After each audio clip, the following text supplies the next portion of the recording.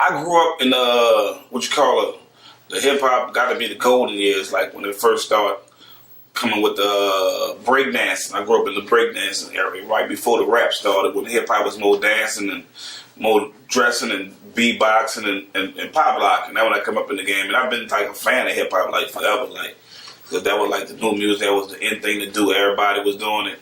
So I just like watched hip hop grow, and over the years, that was the early '80s, and over the years it developed more into the rapping scheme of hip hop, and I really couldn't break dance. I couldn't do the windmill, I couldn't bebop, but I was better with the rhyming part. And that's when I came more accustomed to just rapping and hip hop.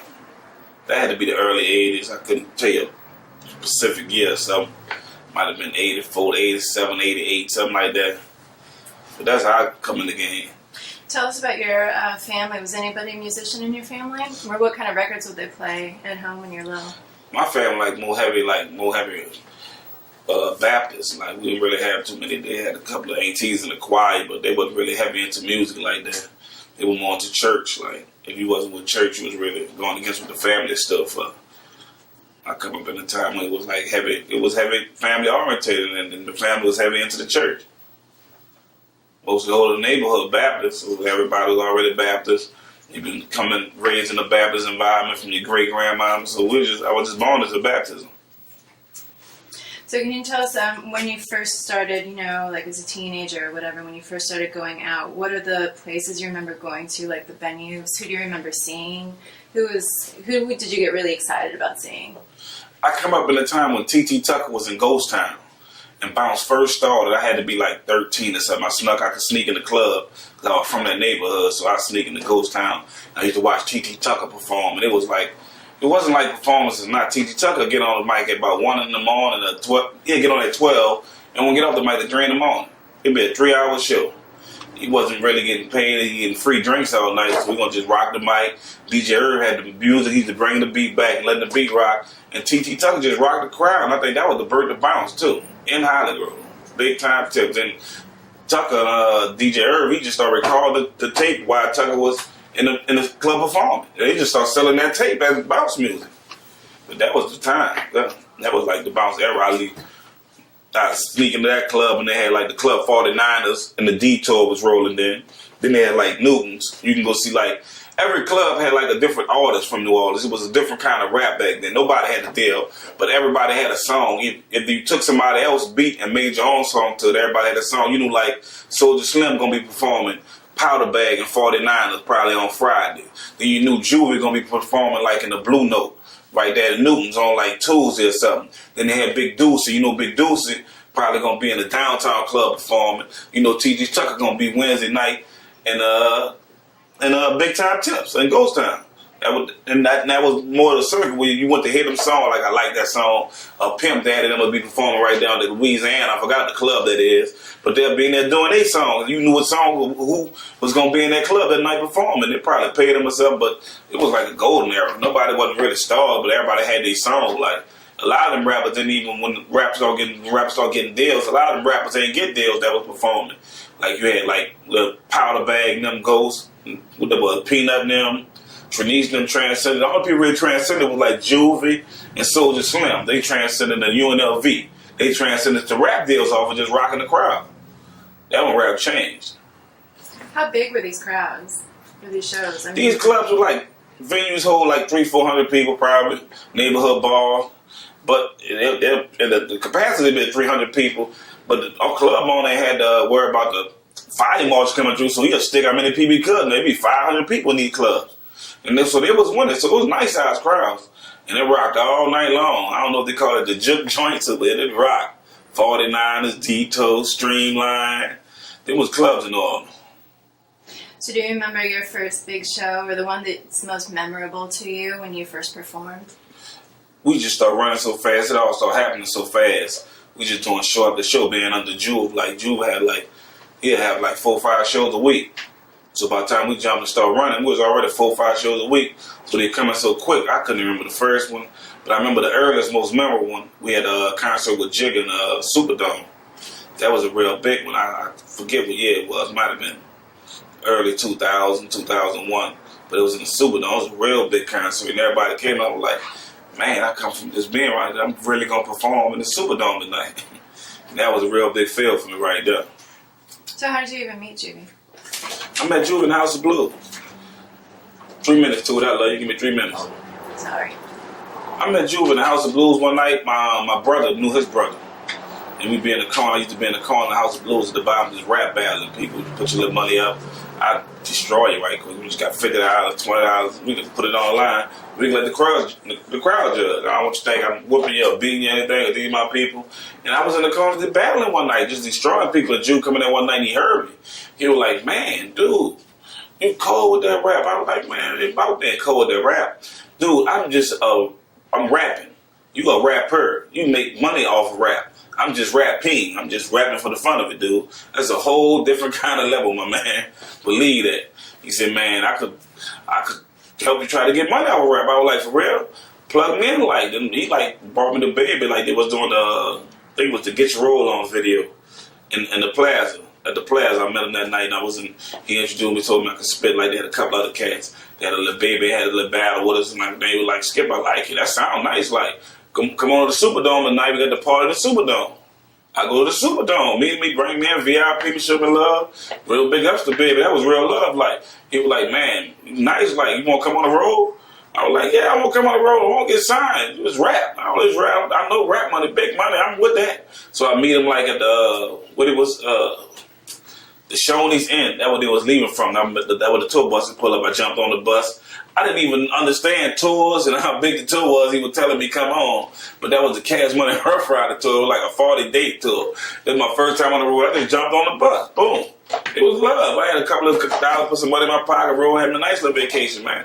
It was a nice time, like, but that really ain't fell through like I wanted to fell through. I wound up back in the hood.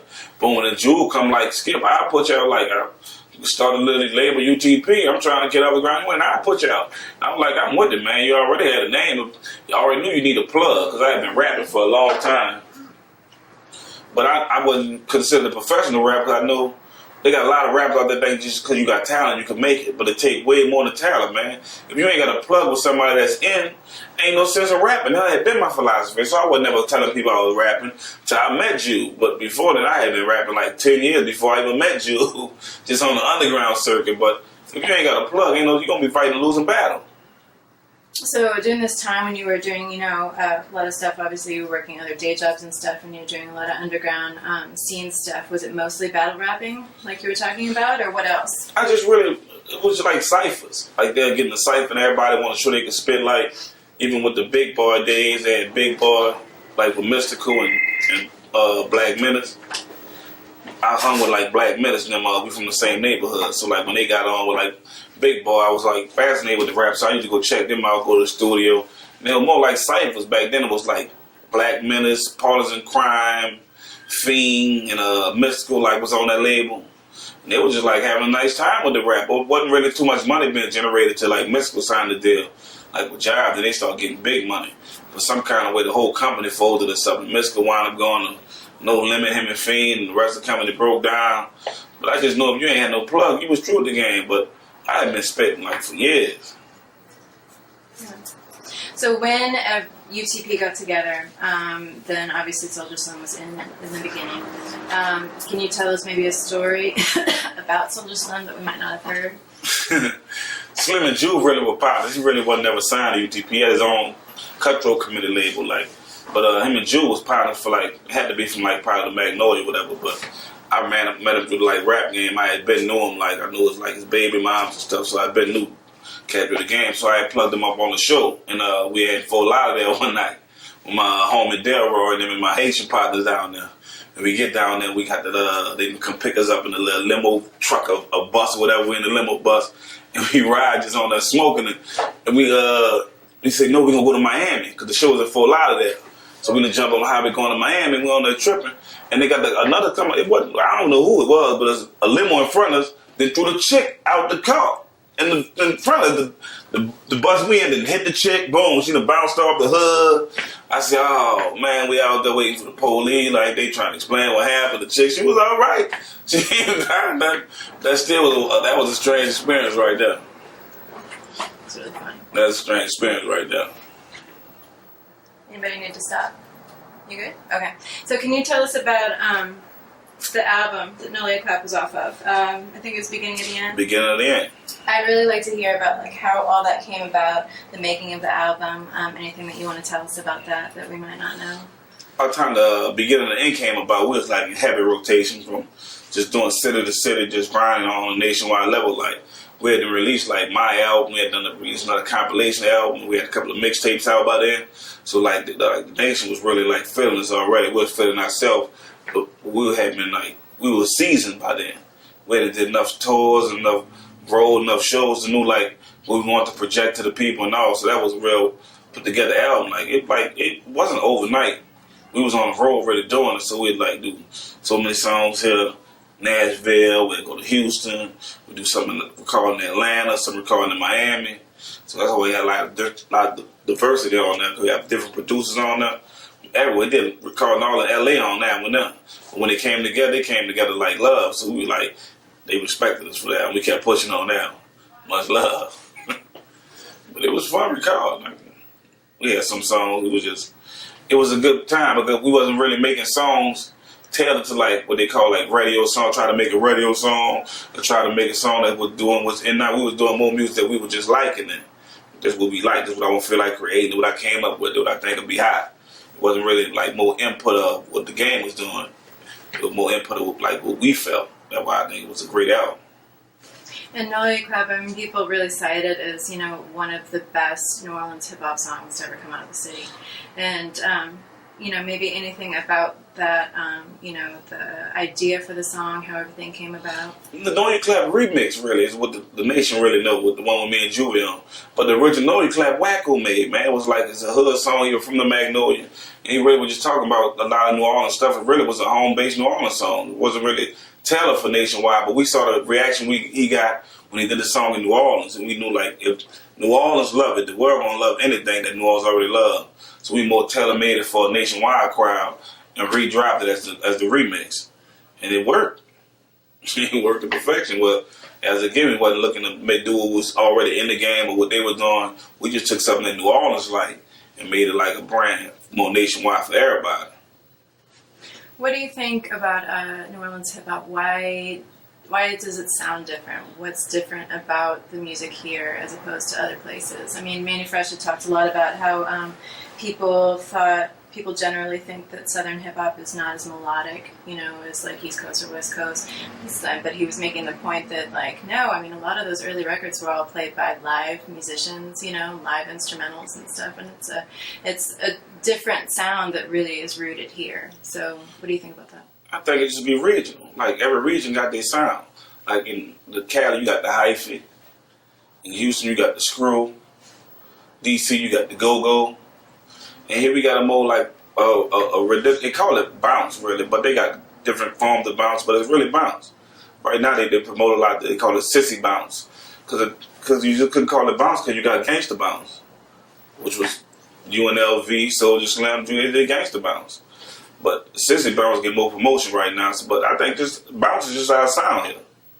The whole city is a key to it. You really can't come here with them out of market songs even win. If it ain't bounce, they're gonna take other songs from like major artists and bounce them. Just to coincide what they do here. So our sound gotta be bounced, it gotta be regional. Every region got to do that with the go-go, they do that with the screw music, but it's just that region sound. You remember the first time you heard yourself on the radio? Yeah, that was weird. I'm listening to it like, nah, I'm on the radio like everybody else on the radio. That wasn't but a mix show. Because early in the game, I wasn't realizing between mix show and regular rotation. See, I heard myself on the mix show. It just, from being on the radio and you not knowing, it feel like regular rotation because I hear myself on the radio. I don't mean it was a mix show or not, but when I realized later about rotation, I was in rotation. I'm like, no, I'm on the radio. When you hit that regular rotation, they playing you 12 o'clock, 1 o'clock on all stations across the nation. Then you understand the difference between rotation and just that mix show. Yeah, but when I first heard myself with mix show, it felt like that. It didn't even matter. Think I need a minute? Yeah, I need a minute. I'll let you. We'll be done in a minute, sorry. You need to take that? So who are the people that you really look up to? Like, having grown up and like being in the scene for a long time, living or deceased, like people, New Orleans musicians that you love and still look up to. New Orleans musicians? Man, I respect like the old cats like Fast Domino and them. They had to come up through some hard times, through like racism and all that kind of tension. So it had to be really extremely rough on them dudes. Cause I know if it's hard right now, and we ain't got all the obstacles there to fight through. So I be like more looking for them dudes' story. I understand Louis Armstrong have to have a magnificent story if they named the airport after this dude. It's an international airport named after this dude. So I don't know why nobody don't tell that man's story, whatever it is. But that's the case I look for. Them dudes can really pave the way and made a mark on the whole world. As you know, New Orleans got music, dude. That's what I look like up to for the jump. What about Katrina, pre versus post Katrina? What do you think are the differences in the music scene here? It's just the bounce scene changed. Pre Katrina was more gangster bounce, but post Katrina, that's what they call sissy bounce rule the game here now. And they just like, I don't know if it's the promoters, gotta be, because the promoters dictate the game. You promote what you want. If you promote enough, it can win regardless. You promoting sissy bounce, and y'all done won so much with that, y'all got the whole city tagged by the world like this is a sissy bounce market now. So I just think, man, you need to get the game together. A lot of people, I think Truth Universal, a number of other people have made the point that after Katrina, maybe industry versus underground wasn't as distinct as it was before. You know, like maybe people are hanging out with people they wouldn't have normally hung out with before. You know, the scene's a little bit smaller. What do you think about that? All right, yeah, I can understand that. Because you could have had to be real street to be able to hang, like before Katrina. After Katrina, they just, whoever was here before then, they just accept you because you was here before then. And that probably weakened the game a lot too. A lot of people couldn't have made it through the pre-Katrina because they wouldn't even let them in. Yeah, it did change a lot. I agree with you now. Is there anything that you want to add that we haven't talked about? We got the new Skip movement rocking. I got the new label called Ghetto Slave Records. I just really been dropping mixtapes. I got a couple of artists on there, so holler at me. But support me. I got some, right now I got Happy Motherfuckers Day. It's free download. Dad Piff live mixtape. I got Part-Time Famous on there. That's free download. And I'm just getting away right now. So if y'all stick with me, I'm going to rock with y'all, believe me. Got it. Boom. Unless you have any questions? I want to ask you a question about like Hollygrove rappers. You were growing up, Lil Slim and some other people grew up around there. The game is cold. Cash Money, you knew Slim. All right, Lil Wayne came from there. Every now and then he'll shout out. Do you think like they had their own style, they had their own story to tell, versus like say people like from the Magnolia, like Mac Meth Calio, they got their own thing. Did Hollygrove or Pigeon Town and Hollygrove got a whole story to tell? And then when you answer, just look at me. Boom. Yeah, Hollygrove got a whole diversity of different rappers, like from Wayne, like Lil Slim, like you said. But all of them had their own story because they have their own life they lived in Hollygrove, and they telling the same story. Because Slim ain't come up like Wayne came up. Wayne ain't come up like Lil Slim came up. I know Slim was street for real. He stayed on the block, stayed on the corner from this side of Hollygrove to that side of Hollygrove. Whereas Wayne really just lived back there and probably was comforted a little more because he got into rap a little early. I'm from Hollygrove. We got like 10 more thousand rappers from Hollygrove, and everybody got their own style. Nobody sounded like. I just hold that. We look at Hollygrove as just a mecca for music in New Orleans. You probably got 1,000 artists just in Hollygrove that can rap. Right now they got Young Skrilla from the other side doing this thing. Mac Main, but Mac Main don't sound like Wayne. And they forever together. But Hollywood, boy, they got so much talent back there. You might as well go back there and open up shop. Anything else? We're good? You can spend it how you live it. Okay. While we got it set up, we might as well get it done. You already talked about the Nolia Clap, huh? Mm-hmm. Yeah, but where did the story of that book, how did that come about? And did you have a hand in did you know what the Nolia Clap was before you made the song? There was a dance, they got a guy named Al from the Magnolia. Okay. He was doing the clap in the club. And Wack was like, Skip, that's hot. I see it's hot. I'm going to make a song about it. He come back with the Magnolia song. It's the Magnolia Clap. And the city loved it from the jump. So when they heard it. He just talking about uptown crews, niggas that's really in the streets. That's what he was calling their name out. So the streets really felt that. And we saw that New Orleans took to it, and we just jumped on it, man. We gonna push this nationwide and use the same technique and see if they like it right there. And they ran with it. What year was this? That was like 2004 when the Nolia Clap come out. But like at the end of 2003 is like when he first released the original to the street. The street went on fire behind him. And it's kind of funny because it was more of a bounce market. And for them to jump on a gangster song, that was real love.